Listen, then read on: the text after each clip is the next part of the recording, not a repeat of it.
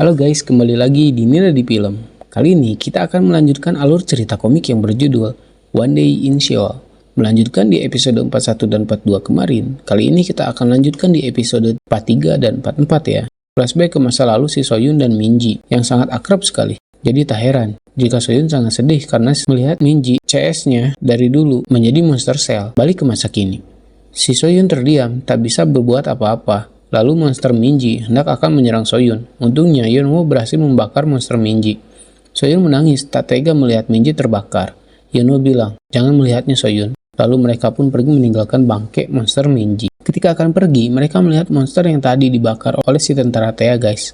Anjir masih hidup? Yeonwoo mengira bahwa monster ini mengejarnya karena tangan Yeonwoo yang berdarah. Mereka bingung mau kemana karena terjebak. Lalu Yeonwoo hendak akan melakukan sesuatu. Yeonwoo menyadari bahwa di dalam mulutnya adalah titik lemah si monster mutasi ini. Karena badan luar si monster sudah dilapisi tulang, akan tetapi lembek dari dalam. Yeonwoo akan memasukkan pelontar apinya itu ke dalam mulut si monster.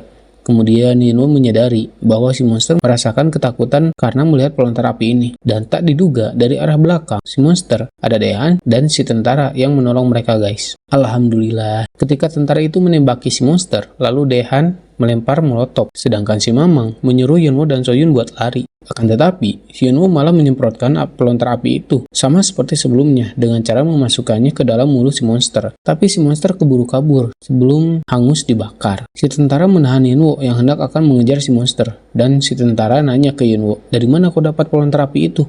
Dari bangkai tumpukan para tentara yang mati, cenah. Si tentara ini menyadari bahwa tumpukan bangkai yang Yeonwoo maksud adalah regu penyelamat. Si Mamang meminta pelontar api itu dari Yeonwoo, dan Yeonwoo pun memberikannya.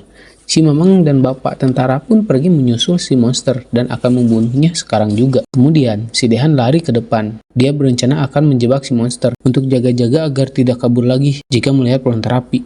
Lalu si Yeonwoo merasakan keadaan si monster di suatu tempat. Singkat cerita, mereka sudah menemukan keberadaan si monster. Si Daehan dengan jantannya melemparkan molotov ke arah si monster. Tapi itu percuma ya kan, tidak mempan anjir. Dan ketika si monster membuka mulutnya, saat itu juga lah si Mamang menyemprotkan pelontar api ke arah si monster. Kemudian datang Yeonwoo yang bilang, percuma menyerang dari luar Mang, kau harus memasukkan pelontar api ke dalam mulut si monster. Si Mamang pun mendekati si monster sedikit demi sedikit sambil terus menyalakan pelontar api itu. Karena terlalu dekat, jadi si monster bisa menggapai badan si Mamang, dan akhirnya si Mamang ditusuk oleh sel yang kerasnya itu, sampai tembus ke tangki bahan bakar pelontar atau anjir. Ngeri kali bos. Mereka semua panik, termasuk Daehan. Di tempat lain, tepatnya kamar apartemen yang ada si Hana dan si Hominya yang sedang bersembunyi. Lalu datang si Asep membukakan pintu kamar itu dan menanyakan keadaan Hana. Tampak dari belakang bayang-bayang ada badan Homi yang sudah berlumuran darah. Lanjut episode 44. Kembali ke si Mamang yang badannya sudah tertusuk bagian dari si monster. Entah tangan si monster atau kaki ya, saya juga bingung jelasinnya. Si tentara pun hendak akan menolong si Mamang dengan cara menembaki si monster. Tapi itu malah memperparah keadaan karena si monster menancapkannya lagi lebih dalam ke tubuh si Mamang. Aduh sih ya. Si monster melemah karena terus ditembaki itu. Si Mamang menemukan celah untuk menyemprotkan pelontar api ke dalam mulutnya si monster. Dengan terus menyemprotkan api itu, si Mamang mendekati si monster dengan perlahan, sambil badannya yang tertusuknya itu ditusuk lebih dalam lagi. Dan untungnya si monster berhasil dikalahkan, yang harus mengorbankan nyawa si Mamang juga. Ketika Pak tentara Daehan dan Yeonwoo hendak akan menolong si Mamang bilang, jangan mendekat karena si monster masih hidup. Dan dia akan melakukan fatality ke si monster untuk terakhir kalinya. Nih lihat kondisi si Mamang, tah. Si Mamang bilang ke bapak tentara itu, dia punya permintaan, berikan dia pistol, dan dia akan menembaknya pada drum bensin yang dia gendong, dan meledakannya beserta si monster. Si Daehan menghentikan rencana itu, karena itu adalah bundir Mang. Tapi si Mamang meyakinkan Daehan agar kuat dan bertahan hidup. Karena hidup si Mamang hanyalah sampai sini saja. Karena jika benda dari sel virus ini dicabut, si Mamang juga akan langsung mati. Si Mamang bercerita, jika tidak bertemu dengan kalian, anak-anak SMA yang study tour, mungkin si Mamang sudah mati sejak lama. Si monster pun perlahan memulihkan diri. Jadi si Mamang buru-buru meminta pistolnya ke si Pak tentara, dan Pak tentara pun memberikannya. Dan si Pak tentara pun membawa barudak Yeonwoo menjauh dari tempat ini, karena mungkin akan terjadi ledakan yang wow gitu. Melihat si Mamang akan mati, si Daehan jadi sedih guys. Si Mamang pun bersiap untuk menembak, dan dia jadi teringat dengan tunangannya yang mati karena monster. Jadi ini ceritanya guys.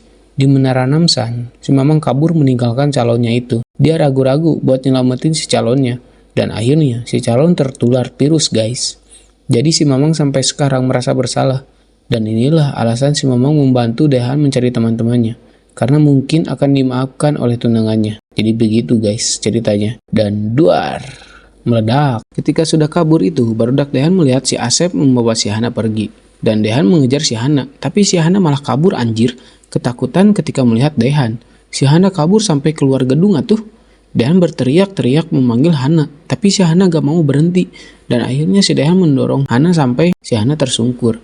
Dehan menanyakan barudak yang lain mana, tetapi si Hana malah banyak omong dan bilang, "Ini bukan salahku," cenah. Si Dehan gak ngerti maksudnya Hana apa, dan meminta penjelasan dan menanyakan di mana si Hongmi. Si Asep bilang, "Hanya Hana yang selamat," cenah. Mendengar itu, Dehan sangat kaget, lalu si Hana menjelaskannya. Sejak awal dia tidak setuju buat turun dari bus saat itu. Si Hana malah menyalahkan Dehan karena teman-temannya yang lain termasuk Hongmi turun dari bus karena akan menyusul Dehan. Jadi semuanya gara-gara Dehan dan si Hana terus menyalahkan Dehan. Mendengar itu, Dehan jadi nggak bisa ngomong apa-apa. Akan tetapi, episode kali ini pun sudah selesai. Nantikan episode selanjutnya hanya di Nida di Film. Bye-bye.